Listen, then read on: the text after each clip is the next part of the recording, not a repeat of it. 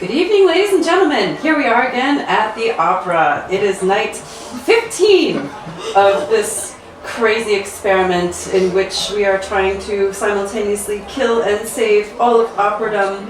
I am personally representing all female characters of all operas all the time, and you are here to see them all.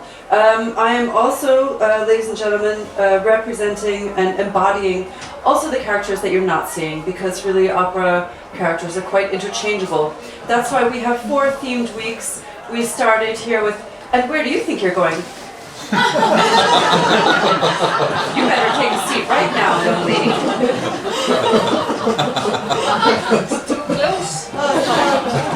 So anyway, my God, cannot get people to just sit down and watch a goddamn opera, can you? So anyway, as I was saying, I'm here to represent all the stereotypical female characters. We began with just take your time, whenever you're ready. I'll wait for you. I'm here to wait for you. So the first week began with Goddess Week. There are not that many goddesses in opera.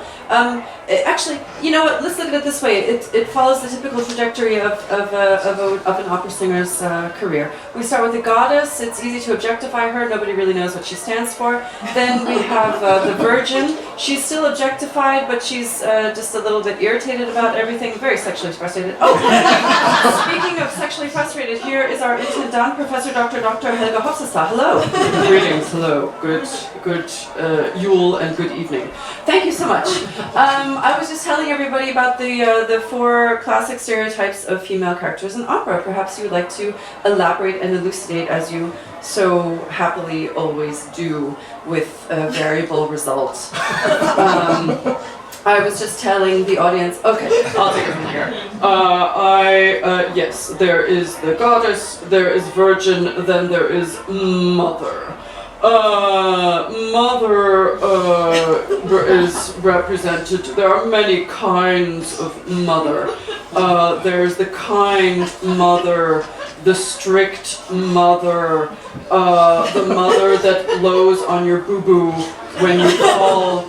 There is also the mother that will cut you and the horse you rode in on. Oh, okay. So, and I suppose that tonight we're actually going to see the last variety of mother, the mother that will really cause a lot of mayhem and destruction and has no problem killing her own children. That would be Mother Russia. Mother Russia. Mother Russia is the featured mother in our production tonight, War and Peace.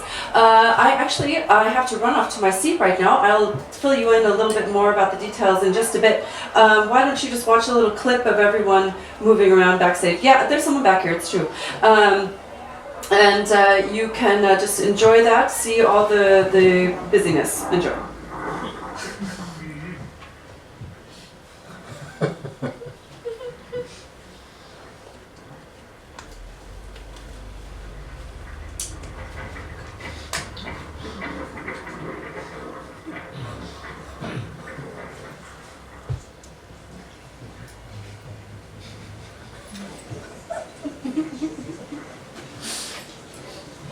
So, as you can see, all those people carrying all their hopes and dreams on stage with them, which is what one does when one works in the opera for very little money. Hold on to your possessions, ladies and gentlemen, otherwise the singers will grab them and sell them. So here, tonight, as it is Mother Week, it's almost over. We've been experiencing a lot of personal physical changes. It's very, very curious. We started as a goddess, we became a virgin, then we turned into a mother from one week to the next, and I'm feeling a bit like I'm carrying around all the hopes and dreams of my entire past, present, and future in my stomach, which actually is how I felt before, but I think that was just gas. And now I truly am about to, I feel as though I'm in the 9th month, and I believe, I'm not sure, ladies and gentlemen, but I'm quite sure that in a few days I will in fact be giving birth. I'm not really sure what's going to happen there, but it should be entertaining at the very least. So, and then we move right on into Horror Week. There are actually already some horrors in tonight's opera. It can't be helped because there are just so many characters tonight. I'm sure we are covering all the stereotypes in all their gray areas, from black to white and pink to red and everything else red, Russia.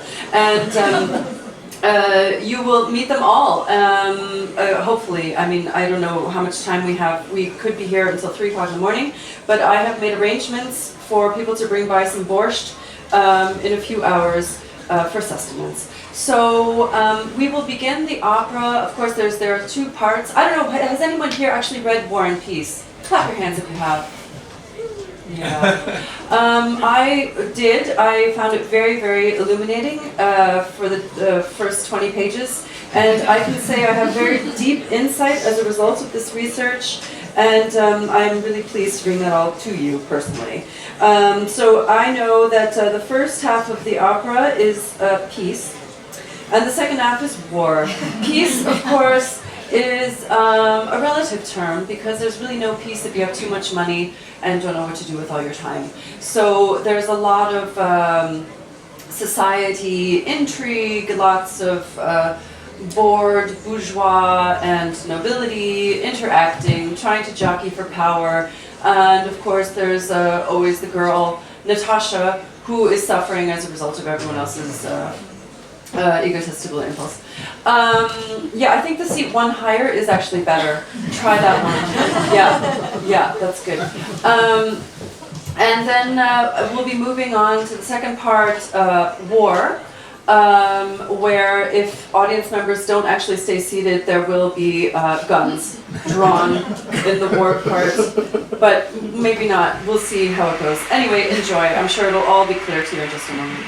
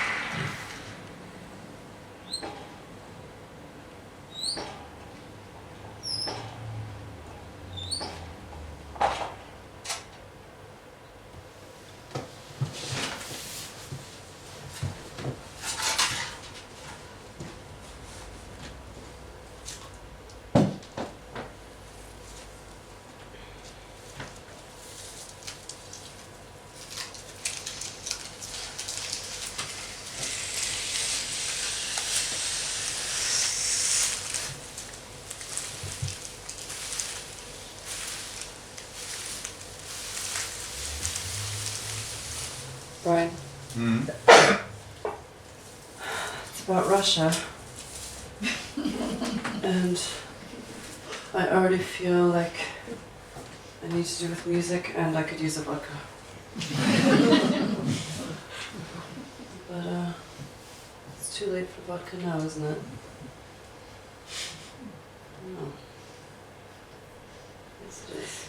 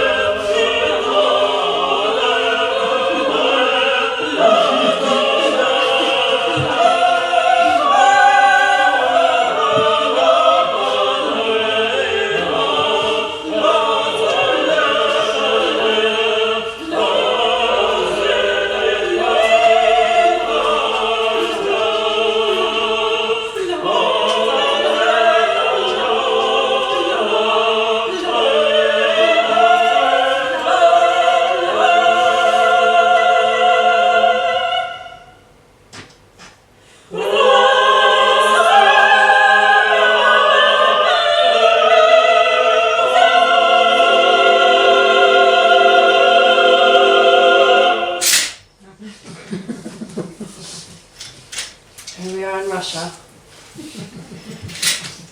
It's already winter. And there's a prince that is staying to recuperate with Natasha and her family, who are sort of kind of low-scale nobility out in the country somewhere.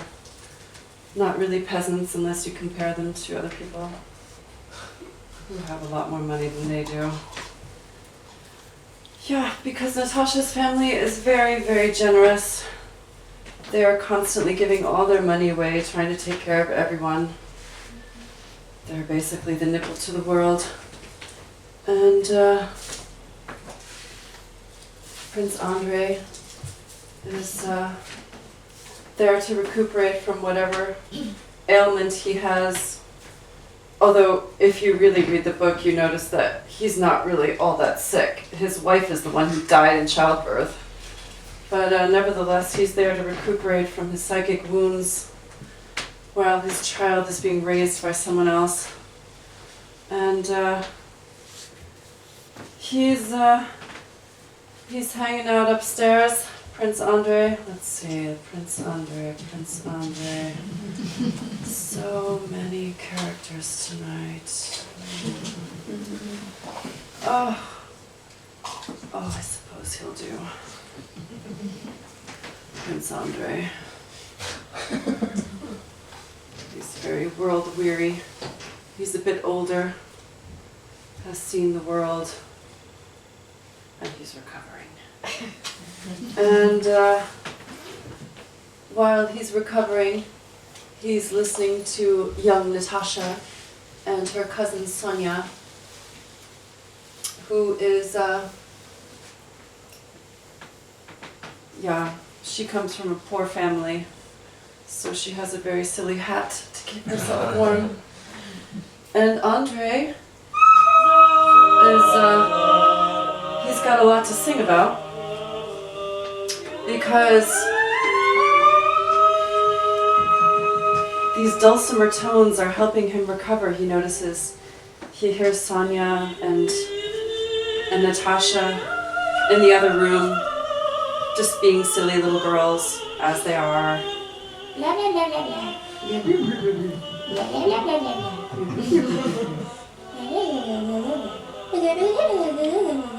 And so on and so forth. And he finds this very rejuvenating, and he just likes to listen to it. And he's kind of spying on them in a sort of creepy way. They're both kind of, 14, 15. So it is in fact a bit inappropriate, but they enjoy having house guests. It's something to talk about. And he likes to express his appreciation in song. And at some point he actually gets out of bed and behaves like a normal person. He's not actually suffering from anything. And tells them how much he loves to hear their song. So while that's happening, ladies and gentlemen, we have a lot to do. And one of the things we need to do. Mother Russia is very angry. Is going to hand out a lot of important informations from the drama box. Here, since you need to have a lot to do, why don't you pass these out to that side? You guys just take some, pass it around.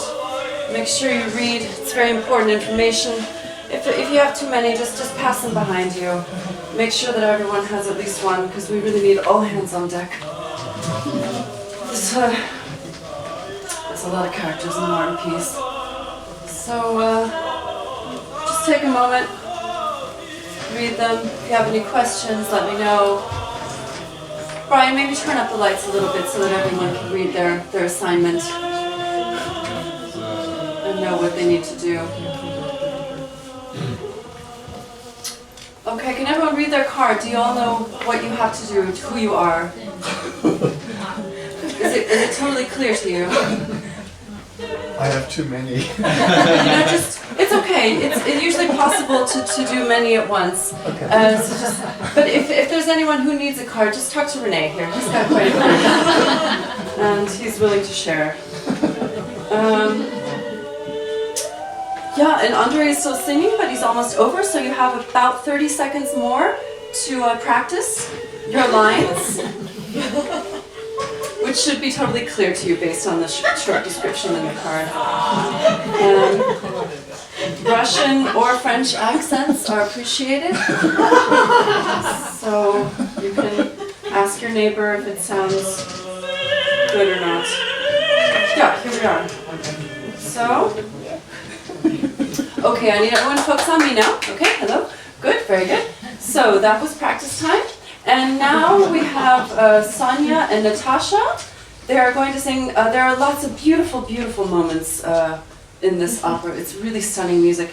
The only problem that Prokofiev had was that to sing, or to stage actually the entire opera would take about 2 weeks at one time. And nobody has that kind of time. And the second problem is that there are approximately 453,000 characters, as you now know. And so that's why we here are, we are going to actually perform all the characters. And you're going to help. But not yet, don't worry. You can get nervous later. So the first thing we're going to do here is hear from Sonia and Natasha, who have a duet. Basically, it's not really about anything in particular, don't worry. It's in Russian, you won't understand it anyway. But they're just singing, it's just a nice song.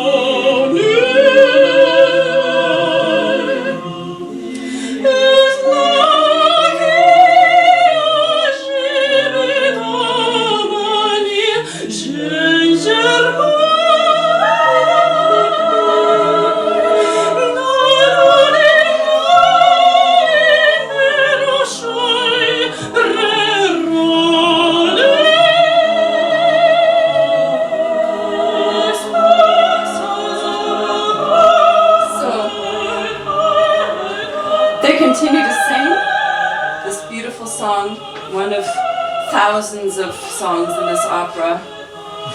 And of course, as things go, Prince Andrei being there and having not much else to do other than focus on a 15-year-old girl, he does fall in love with her. And she, being inexperienced of the ways of the world, also experiences a little twitch between her legs, which she interprets as love.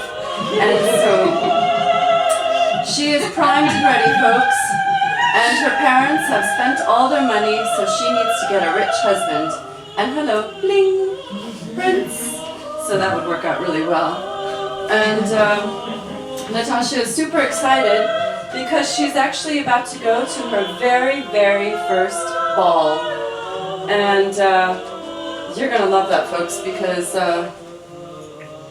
actually we can prepare for that now while they're still singing.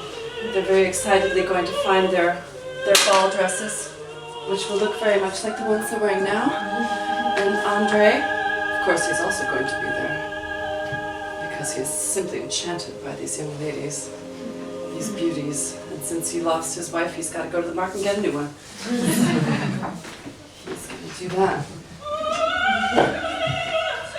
Nobody needs to hear that. And then, so the ball, all the you know, this is the first ball that Natasha is going to, as I said, and she's surprised at how actually all the ball locations look very similar to the one that she's from.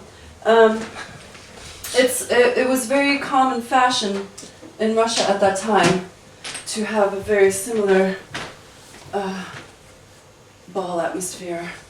But instead of her cheap red one with velvet, this one is pure gold, 24 karat gold ballroom, right there.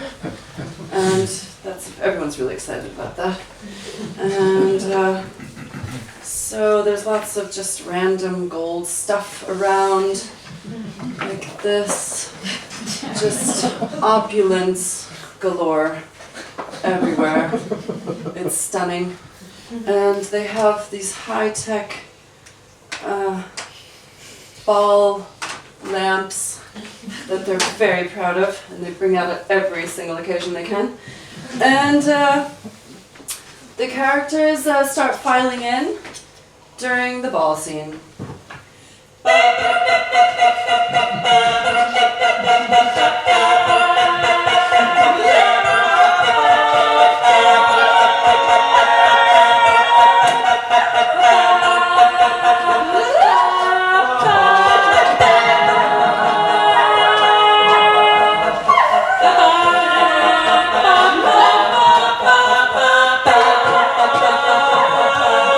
Wearing all the latest fashions from everywhere.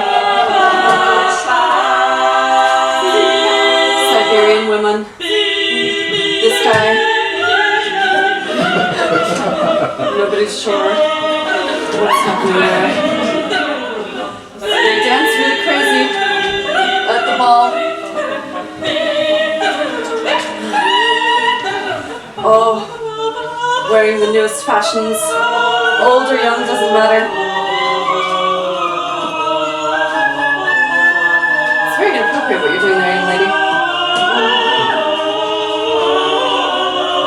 And they just keep going. There's so many of them. Whoops.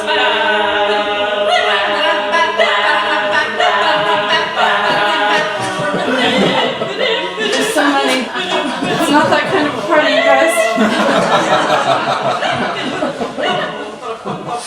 But there's so many. They just come in. There's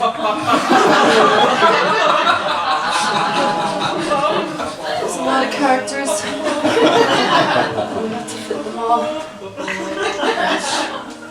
Also, this guy and him. She's also there. And she insisted it was part of her contract. And yeah, and there's the priest and the help. So she's there to pour the champagne. So they're at the ball.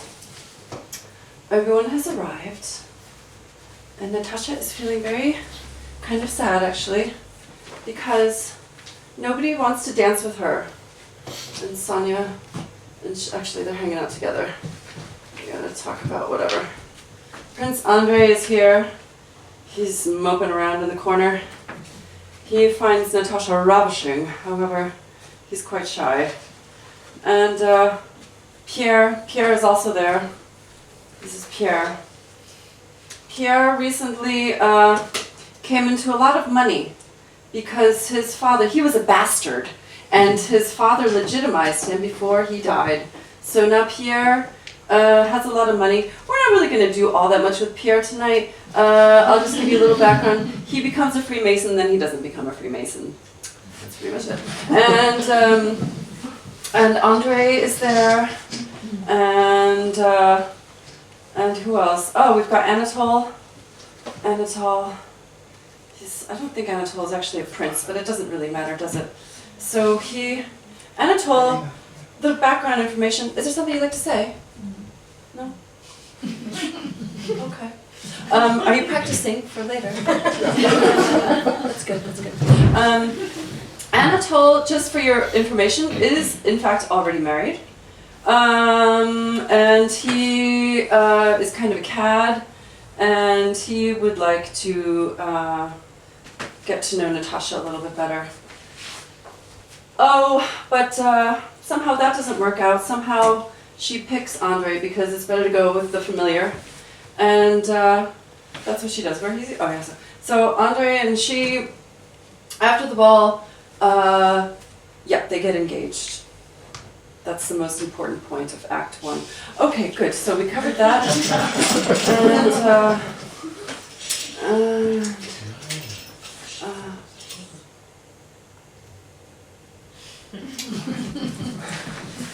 commercial.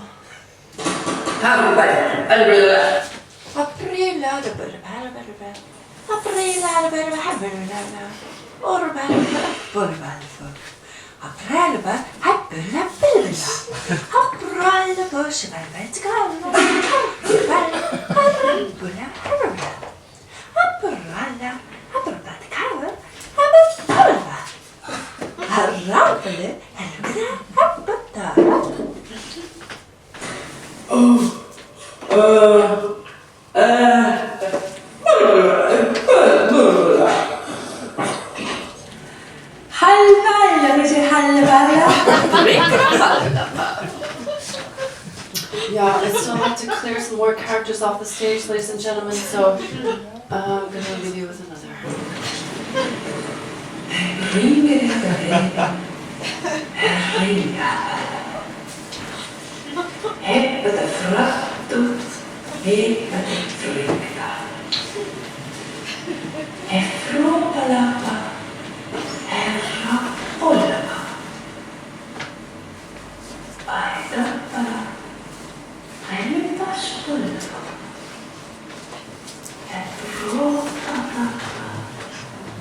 The fruit psychic. Every night at 8.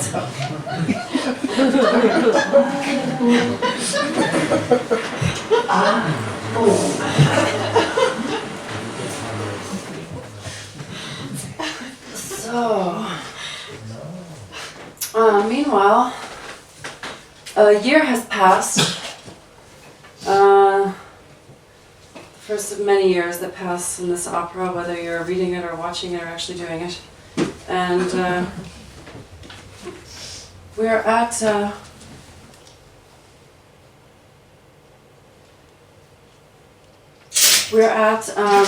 Prince Prince Nikolai's house. He also has the gold thing. It's really also what he likes. Prince Nikolai is the father of Andre, this old crab. And he's kind of eccentric. He just hangs out there with his daughter.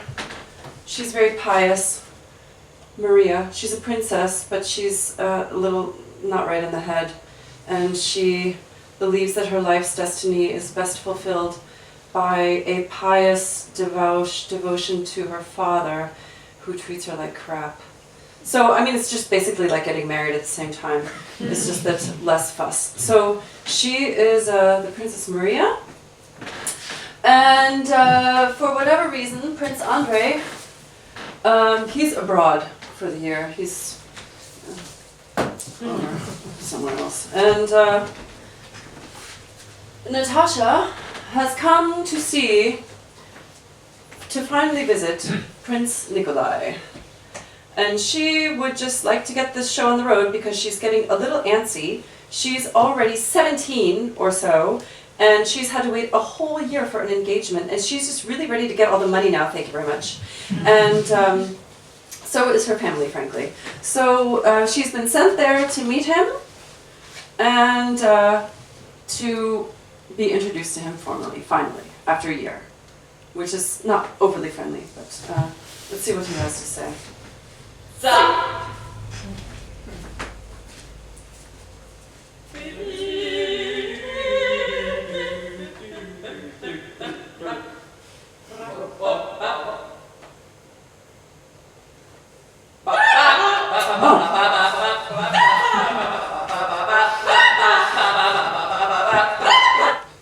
Okay, I see. He has to sing something. Well, what he sings is not very nice. It basically is something like Brastrovia. Let's see. I think I've got that music here somewhere. If anybody knows the Princess Aria, feel free. Just come on down. Otherwise, we'll do it this way. It might be a little more painful, but I assure you it's completely normal. So, let's see. Oh, that'll work. Okay. Prince. Looks like that. Yeah, looks like that's really, okay, let's do it. Postovokopoveje. Jemie što tu. Boratimo. Italije. Sičkališhe. Przystmyszmyszniet. Sambarasera hebet. Mochet. Maria. Etike momiel terrorlovslim. Saboro. Nomoponie.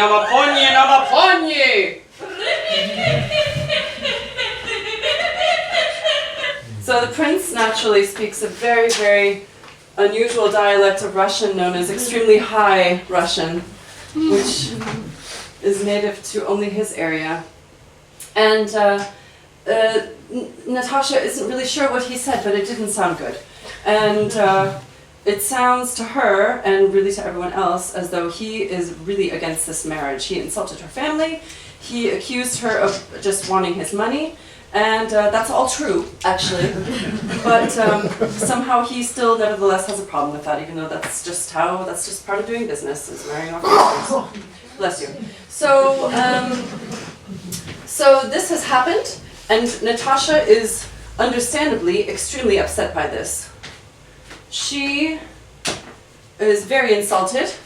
Maria tries to tell her, look, it's not so bad, it's whatever. She's like, shut the hell up, bitch, you didn't even try to defend me, get out of my face. So Maria also leaves, complete milquetoast. And then Natasha, of course, she sings a beautiful song about her experiences meeting the prince, who was very nasty to her.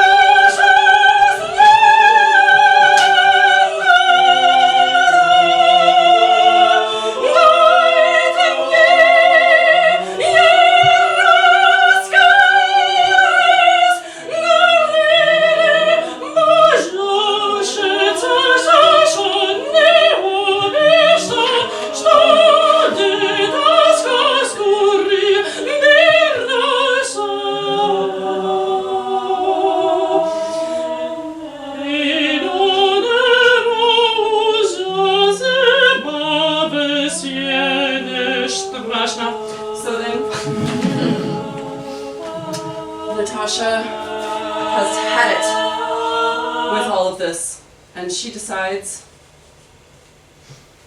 that she isn't going to wait for Prince Andrei anymore, because she can't. She's getting old already. And 1 year was already extraordinary, but who knows how much longer it's going to take at this point. And maybe he will just never accept her. But bravo to her for getting pissed off about it. Good for you. So she of course accepts an invitation to the next ball. And the next ball takes place in Moscow. So we need to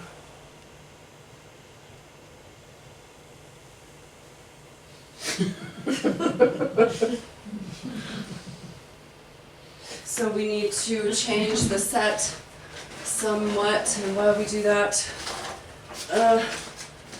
and there are not as many trees in Moscow. Take a few out, and just leave a little, just a short commercial break. It'll be just a moment. Granny sex. Do you want to make party with Granny? Okay. 188. Granny sex. Granny's witch. You get it on with Grandma. Always rub my head, rubbing ointment. I'm excited. We always try to make sure that we show age and time appropriate material here at the opera during the breaks. So, yeah, so the next scene takes place in Moscow. We have a lot of characters. So I'm gonna need, I'm just gonna need you guys to all pitch in right now. So just whenever you're ready, just introduce your character, please. No need to take turns. We really need to hurry up. So just please begin. I'd love to hear from anybody who is royalty first. Any royals in the audience? I am Count Kirill. Kirill Vladimirovich Bezukov. Okay. A very old man who once was in Queen Catherine's court. Okay, wonderful. We're bored already. Can I have the next one? I legitimize my son Pierre before I die. Oh no, you are important. Okay, Making good. him very rich. Wonderful. Yes, that's true. You did do that. Anyone else? Many more of the royals in the audience right now? We need to hear from you right now. Princess Lisa Bolkonsky. Mm-hmm. I'm Andrew's wife, a Uh-huh. shattering society girl who dies in childbirth. Oh, you're already dead. Okay. Yes. Anyone else? Any other royals or low nobility? Alexander, Uh-huh. Tsar Alexander the First. Well, you don't sound like an Alexander the First now, do you? Could I have that again in a Russian accent, please? Je suis Alexander the Premier. Okay, that also works because they spoke French at that time. So, I enjoy the divine right. yes, you do. That's true. And actually, since you mention it, yeah. Anyone else? Keep going, guys. We don't have time to wait. You just have to keep on going. Who else? I'm Prince Bagration, general called the hero of Austerlitz, but actually I did not do much in that. Oh yeah, that's true. That's a big bruise. Yeah, he didn't do jack shit. Okay. Anyone else? Anyone else? I am the first lunatic. Oh, the first lunatic. Okay, we'll need you later. All right. So all I am the second lunatic. Oh, you're also the second lunatic. That's going to get really complicated, but I look forward to seeing that. All right. So the guests have all arrived. Yeah, they're at the ball. This is the ball in Moscow. Natasha is also there, of course. She's still feeling the sting from this horrible experience that she had at Prince Nikolai's estate. But she's really looking forward to her first ball in Moscow, because that means she's really arrived. and they have really good Coke there. So she's looking forward to really being a grown-up for the first time. And taking her first lines. I don't condone drug use, ladies and gentlemen. And, oh, yeah, they also have this, a very pointy kind of light that you don't want to step on. And so anyway, we have Prince Andrei is there, Natasha is there, everyone is there. This guy with his hat has also arrived. It's basically the same crowd, but they just travel around from ball to ball because that's what society types do. The priest is there in case anything gets really out of hand. He's really great at parties. And Anatole is there. And this is, this is his sister, Helene. Helene and Anatole are siblings, and they are also fucking. And also he is already married, as I mentioned earlier.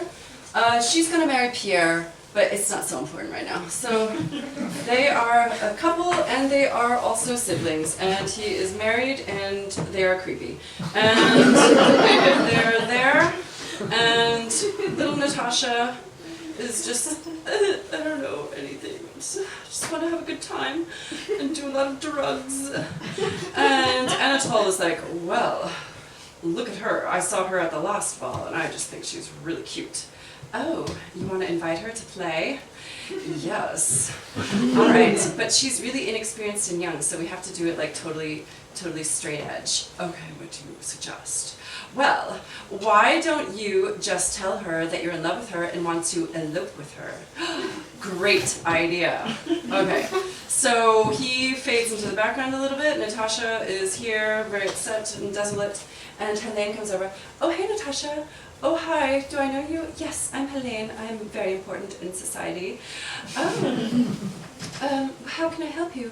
Well, I don't know if you noticed, but my brother, Anatole, he has been admiring you from a distance.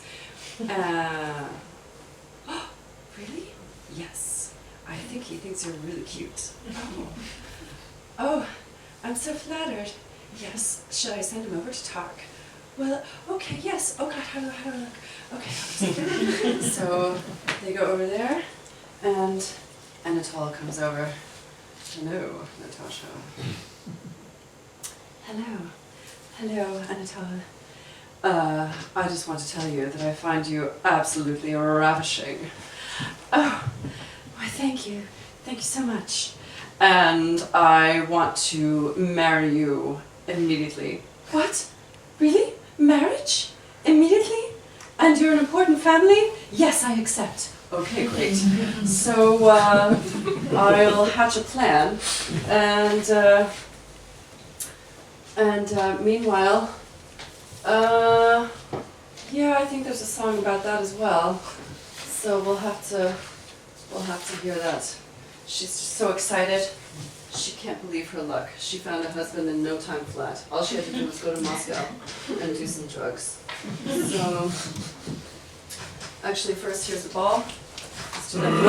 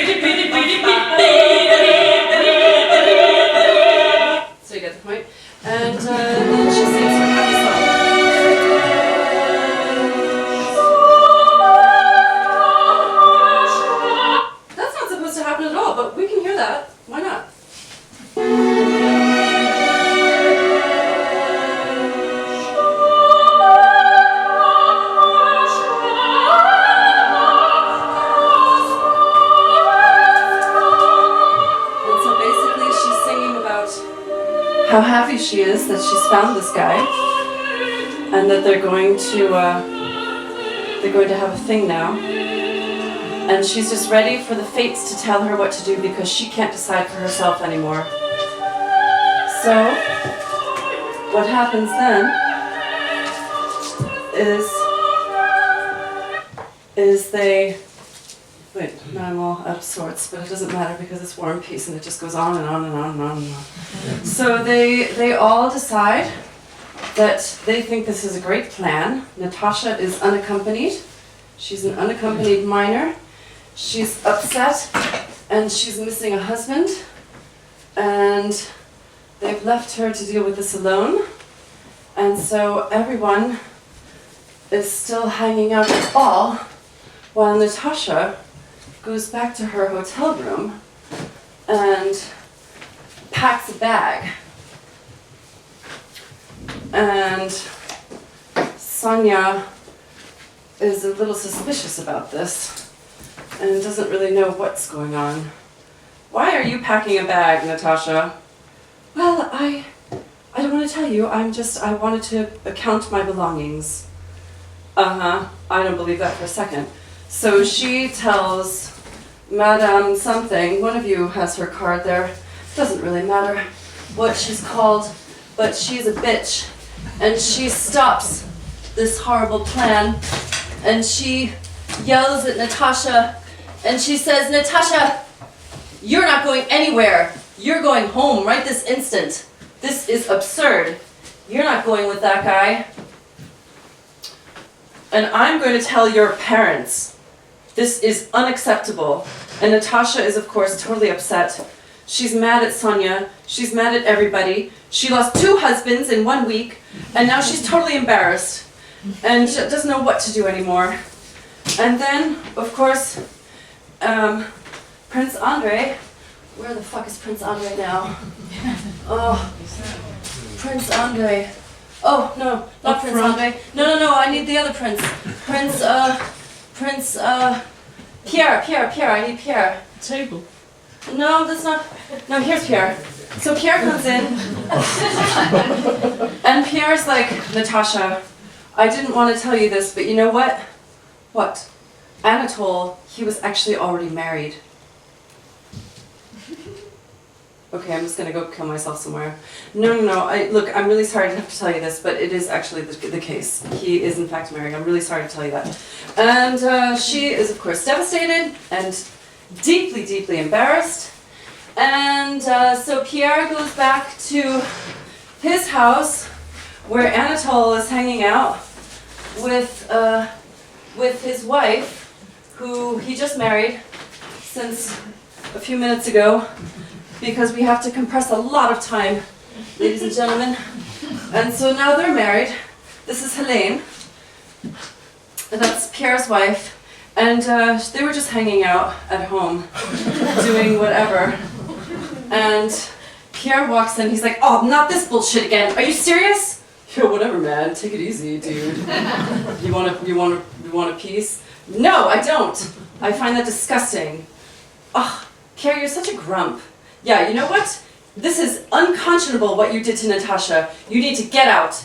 And you know what? Not just get out of my house and never come back. You need to get out of Moscow. I have had it with this shit. Yeah, okay, fine. So he leaves. Plenty of other cities to fuck around in.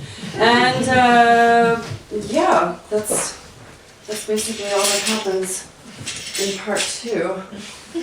So... Whew, that's a lot to do.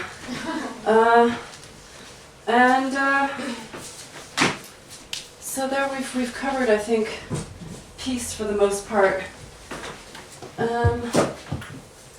And I think it's time for a little Christmas spirit.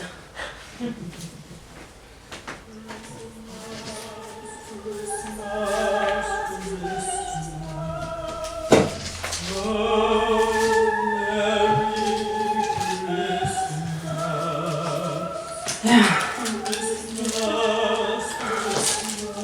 It just never gets old.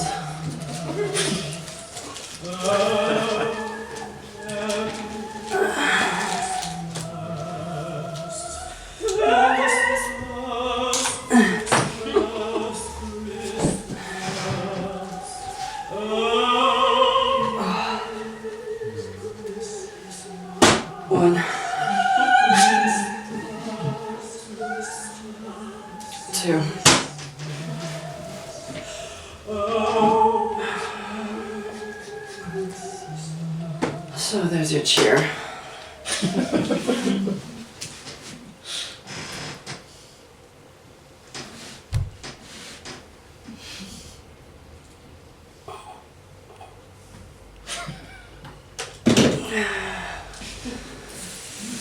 So,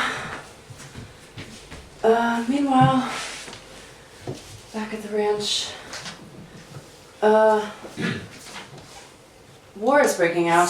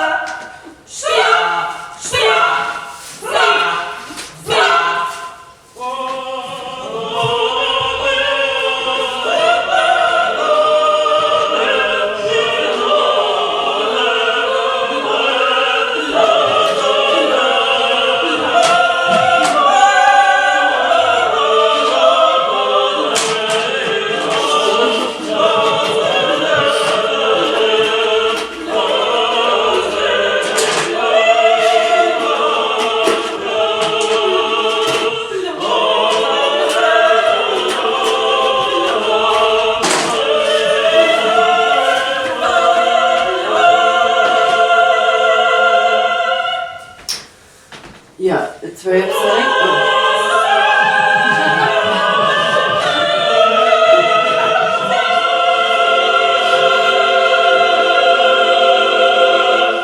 So, there's war. It's very cold. Some of you might have heard about this disaster. Russian army, French, blah blah blah. That's what happens in this particular story. And there's just a lot of really horrible and unfortunate weather. It's very cold. And what else have we got? So Napoleon is working on his plan. He's gonna do something big, and he's busy doing that, while meanwhile, a war is actually going to begin. And Napoleon kicks a cannonball, so on and so forth, and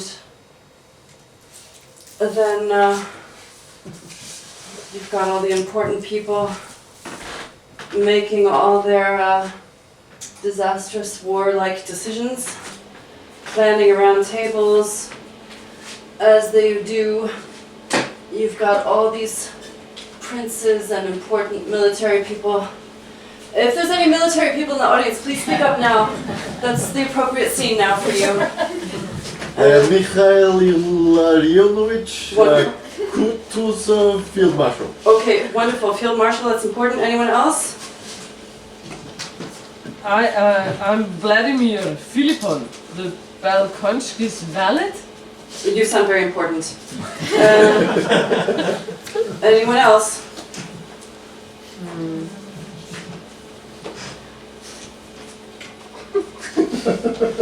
No one else? Okay, well there's plenty. This guy also is on the war council. He's not really sure what he's doing there, but he is on the war council. So, if that's all the field marshals and so on that we have in the audience, yeah, we'll just have some war.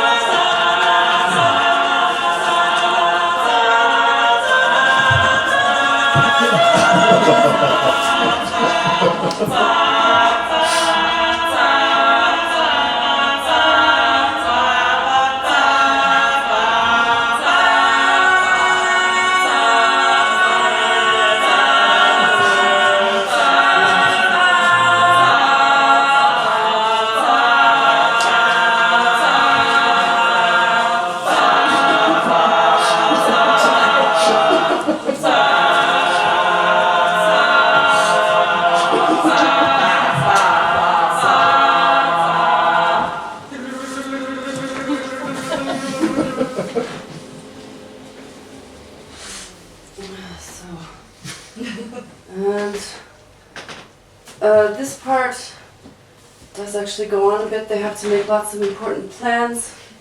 It's a significant part of both the novel and the opera, in fact. So I'll just let you enjoy that for a few minutes.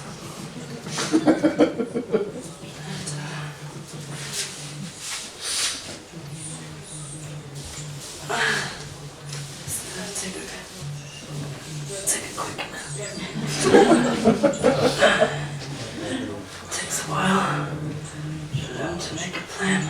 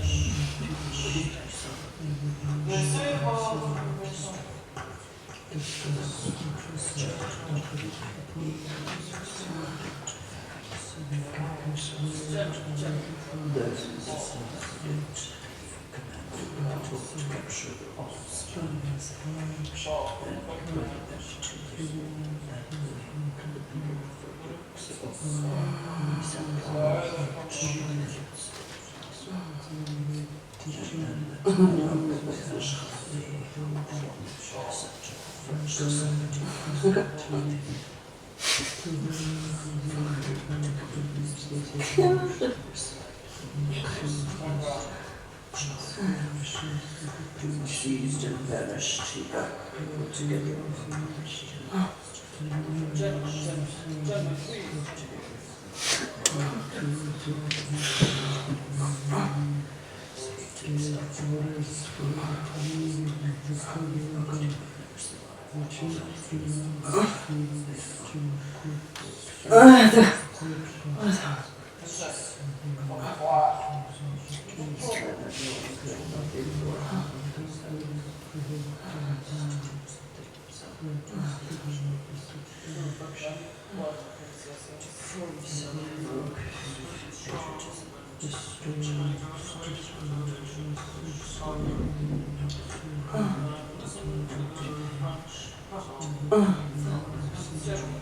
French.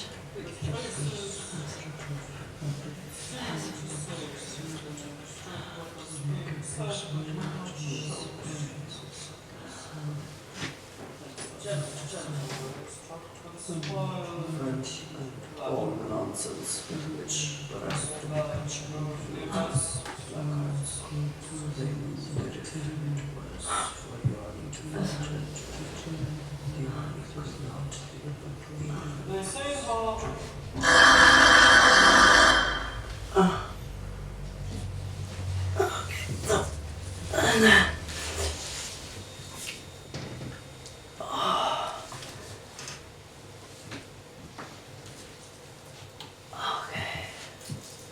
like I didn't miss anything. Yeah, so that pretty much happened, but oh my god, you know what is happening? Oh, something horrible. Moscow is burning. Moscow is totally burning. This is terrible. This is really horrible. And they're in the country fighting a war and Moscow is falling to pieces. And even all the lunatics are fleeing the asylum. I bet we can hear them now too. And any French actresses screaming, running amok. Oh God, what shall we do? I'm the first French actress. I'm the first lunatic. Oh no! I'm the second lunatic. Oh God, the lunatics! They're all breaking out, it's chaos, it's mayhem, it's horrible! Everything is falling apart. But it's okay, because that's actually a sign that the tide is turning. And Moscow might be burning, but at least Prince Andrei is back in the story. He is not doing too well, ladies and gentlemen. There's lots of injuries that he has suffered as part of his duties as a soldier. He's looking pretty crappy and probably is not going to make it. So what does he do? He gets carted back to Natasha's house, where Natasha and her family, of course, take care of him, as they always do. And so much has happened, and yet so little, because Natasha had to sing a lot in the first act, and then she did really nothing for the whole second act until this moment. And so Natasha comes back and she says, Andre, oh Andre, you're dying. And he's like, really? Yes, you are actually about to die. But I'm so glad to see you one last time. It makes me so happy. I've dreamt of you so often. Oh, really? Why didn't you ever write a letter, bastard? Yeah, because society. And she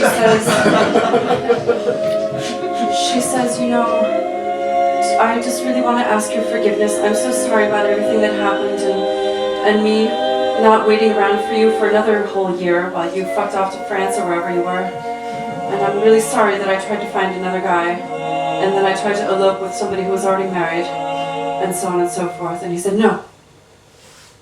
You know what? I just love you. I just love you. Even though we have absolutely nothing in common. And I'm now dying. Yes.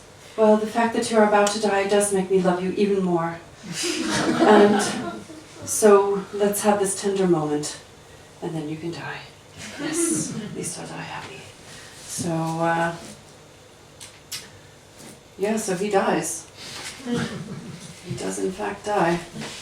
And luckily, Moscow at some point stops burning, and all the townspeople come back in, they kick over the carcasses of those who fell, and they're quite happy about everything that happened, and they sing victorious, wonderful songs to celebrate the fact that they won the war. They all come in, dancing on the streets, having victory.